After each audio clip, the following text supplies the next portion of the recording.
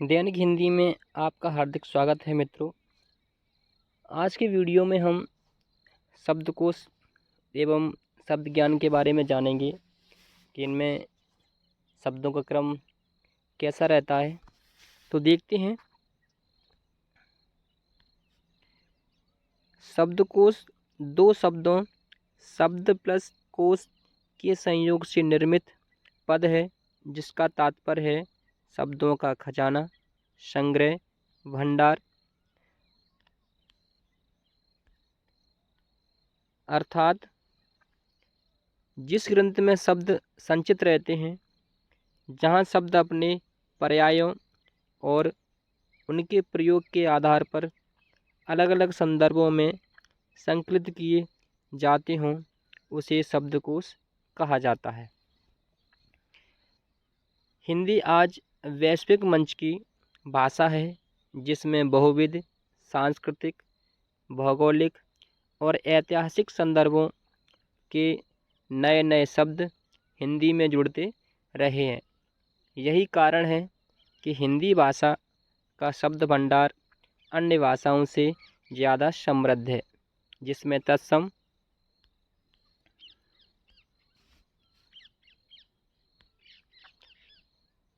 तद्भव, देशज, विदेशज, संकर आदि अनेक प्रजातियों के शब्द समाहित हैं। तो इसमें हमने देखा कि शब्दकोश का जो शाब्दिक अर्थ है शब्दों का खजाना, संग्रह या भंडार।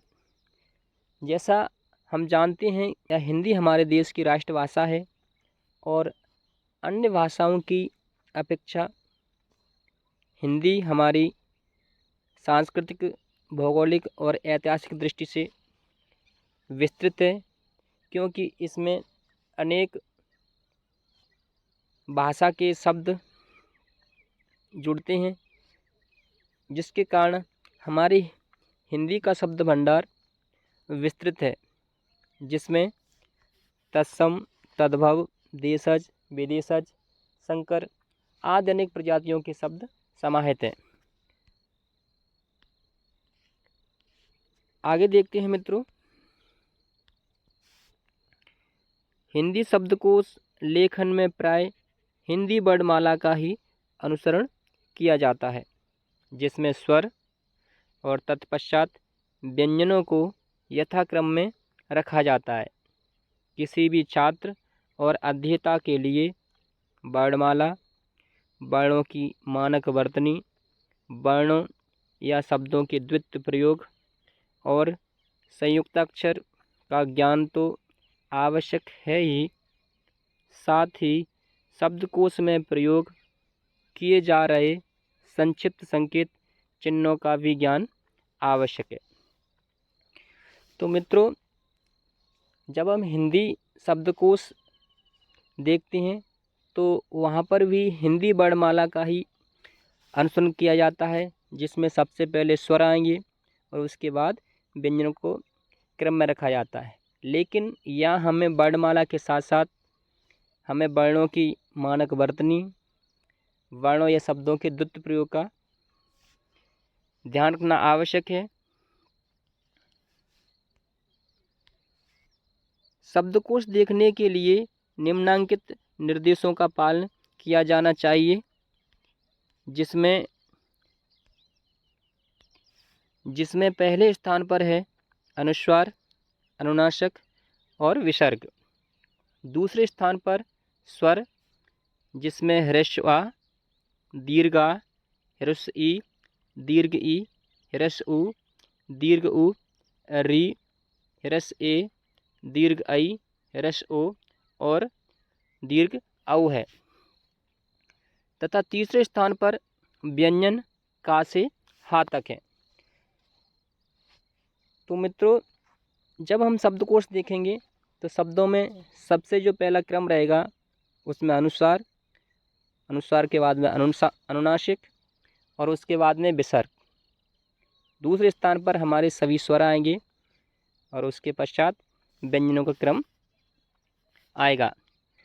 अब हम इन बिंदुओं के माध्यम से समझने का प्रयास करते हैं, जिसमें पहला बिंदु है शब्दों को देवनागरी लिपि की मानक वर्णमाला के अनुसार रखा जाता है, जिसमें स्वर क्रम है ह्रस्व आ, दीर्घ आ, ह्रस्व ई, दीर्घ ई, ह्रस्व उ, दीर्घ उ, री, ह्रस्व ए, दीर्घ ऐ, ह्रस्व ओ और दीर्घ औ है। इन वर्णों को क्रमशः पहले अनुस्वार, अनुनासिक, निरनुनासिक के क्रम से रखा जाता है। जैसे ये ह्रस्व आ अनुस्वार, ह्रस्व आ अनुनासिक और ह्रस्व आ, दीर्घ आ अनुस्वार, दीर्घ आ अनुनासिक और दीर्घ आ, ह्रस्व ई अनुस्वार, ह्रस्व ई अनुनासिक और ह्रस्व ई। ऐसे ही दीर्घ ई अनुस्वार, दीर्घ ई, ह्रस्व उ अनुस्वार, ह्रस्व उ अनुनासिक, ह्रस्व उ, दीर्घ उ अनुस्वार, दीर्घ उ अनुनासिक, दीर्घ उ, री, ए, ह्रस्व ए अनुस्वार, ह्रस्व ए अनुनासिक, ह्रस्व ए। ऐसे ही दीर्घ ऐ अनुस्वार, दीर्घ ऐ, ह्रस्व ओ अनुस्वार, ह्रस्व औ, दीर्घ औ अनुस्वार और दीर्घ औ। इसी क्रम से व्यंजन वर्णों में भी इन स्वरों की वर्तनी लगाते हुए शब्दों को क्रमानुसार रखा जाता है, जिसमें अनुस्वार, अनुनासिक तथा विसर्ग को अलग अक्षर नहीं मानकर ये ध्वनियाँ संबंधित वर्णों के साथ ही रखी जाती हैं। अब अभी हमने स्वर क्रम देखा कि स्वर का क्रम वैसे वर्णमाला में पढ़ते हैं तो उसमें स्वर क्रम में पहले ह्रस्व आ आता है, लेकिन शब्दकोश में जब हम देखेंगे तो ह्रस्व आ से पहले अनुस्वार आएगा, अनुस्वार के बाद में अनुनासिक आएगा और उसके बाद ह्रस्व आएगा। तो ये शब्दकोश का क्रम है। अब हम व्यंजन क्रम देखते हैं। व्यंजन क्रम में का के बाद छा, क्योंकि छा संयुक्त अक्षर है और ये का और प्लस सा के योग से बना है। ख, ग, घा, अंगा, चा, छा, जा और यहाँ पर ये ज्ञा है, ये भी संयुक्त अक्षर है जो जा प्लस या के योग से बना है। झा, या, ट, ठा, ड, ये डा दुगुण वर्ण है। ऐसे ढा, ये ढा दुगुण है और अड़ा, ता और ता के बाद में त्रा है, ये भी संयुक्त अक्षर है जो ता और रा के योग से बना है। ऐसे था, द, ध, न, प, फ, ब, भ, म, या, र, ल, व, सा और हा। तो ये इस तरह से शब्दकोश में ये व्यंजन का क्रम चलेगा। जो भी संयुक्त अक्षर है तो वो संयुक्त अक्षर उस वर्ण के बाद आएगा जिससे वह मिल के बना है। अगला बिंदु है स्वर तथा व्यंजन वर्णों में भी अनुस्वार, अनुनासिक का प्रयोग पहले होता है। शब्दकोश में स्वर रहित व्यंजनों का प्रयोग उस व्यंजन में प्रयुक्त होने वाले सभी स्वरों के बाद होता है। जैसे कंकाल, कगना, कर्ता, कांता, कांच, काजल, किंचित, किसान, किंजल, कीट, कुंद, कुई, कैंथना, कूप, कृष्ण, केंद्र, केदार, कैंची, कैंटभार, कोंकण, कोकिल, कौंडलिक, कौस्तुभ, क्रम, क्लांति, क्लिष्ट और क्षण। तीसरा बिंदु है कि शब्दकोश में पंचम वर्ण, जैसे हिंदी भाषा में अंग, या तथा अणा किसी शब्द के आरंभ में नहीं आते हैं, लेकिन न तथा म से प्रारंभ होते हैं।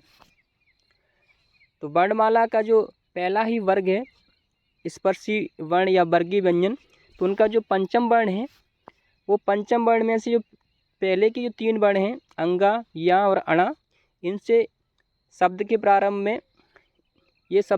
में नहीं आते, लेकिन न तथा म से ये प्रारंभ होते हैं।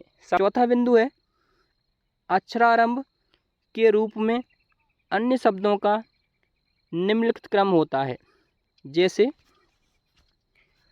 अनुस्वार, मित्रों यहाँ पर ये अनुनासिक है, चंद्रबिंदी यहाँ पे ध्यान रखना, और विसर्ग।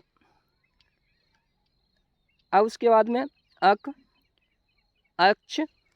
अब यहाँ पर ये छा आ गया, ये छा का के बाद आएगा, क्योंकि का की योग से मिलकर बना है, का प्लस सा के योग से छा बना है, इसलिए का के बाद जो क्रम आता है वो छा आएगा, उसके बाद में अगला वर्ण आएगा।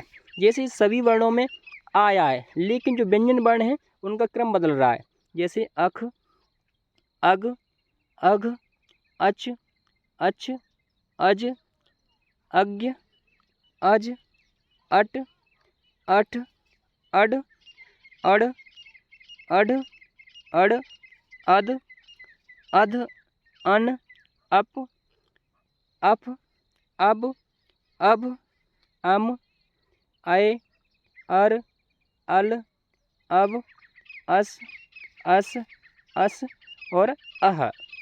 तो मित्रों ये ऐसा क्रम शब्दकोश में चलता है जिसमें पहले स्वर से पहले अनुस्वार, अनुनासिक और विसर्ग, फिर उसके बाद में पहला स्वर अक्षर जो आ है वो क्रम चलेगा, और उसके साथ ही व्यंजन जो क्रम है जो का से हा तक है उनका क्रम आएगा।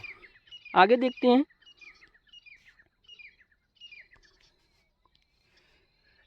पांचवा बिंदु है इस क्रम के पश्चात उस प्रारंभिक अक्षर के साथ मात्राएं लगने का क्रम होगा। जैसे जी अनुस्वार है अंक, अंकी, अंकी, अंक, अंकु, अंके, अंकई, अंकु और अंकऊ। अगला बिंदु है उपर्युक्त क्रमानुसार स्वर वर्ण में आ से लेकर औ तक तथा व्यंजन वर्ण में का से लेकर हा तक शब्द रखे जाते हैं। आठवां बिंदु है हिंदी शब्दकोश में संयुक्त वर्णों से निर्मित शब्दों को उसी वर्ण के अंतर्गत सबसे अंत में रखा जाता है। यह नियम सिर्फ 4 संयुक्त वर्ण जैसे का प्लस सा से मिलके बना छा, ता प्लस रा के योग से त्रा, जा प्लस या के योग से ज्ञा, सा प्लस रा के योग से स्रा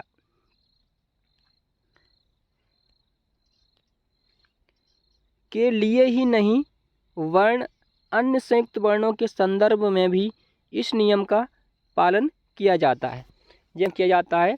जैसे क्या, ख्याल, ग्रहण, ज्योति, द्रव्य, त्याग, न्यास, प्यार, फ्रांस आदि शब्दों को क्रमशः क, ख, ग, ज, द, त, न, प आदि से शुरू होने वाले शब्दों के अंतिम हिस्से में सम्मिलित किया गया है। अगला बिंदु है इन शब्दों का क्रम इस प्रकार निर्धारित होता है जैसे कंचन, कमल, क्यारी और क्रम। तो इसमें जो पहला शब्द है जिसमें अनुस्वार है, दूसरा रस में, तीसरा जो शब्द है इसमें आधा अक्षर है, और ऐसे ही क्रम में। तो ये क्रम चलता रहता है। ऐसे और देखते हैं जैसे पंच, पृष्ठ, पौधा, प्रियंका। तो शब्दों में जो सबसे पहले क्रम रहेगा वो अनुस्वार का रहेगा, फिर अनुनासिक का, और उसके बाद में स्वर और जैसे वर्णों का क्रम है वो क्रम आएगा।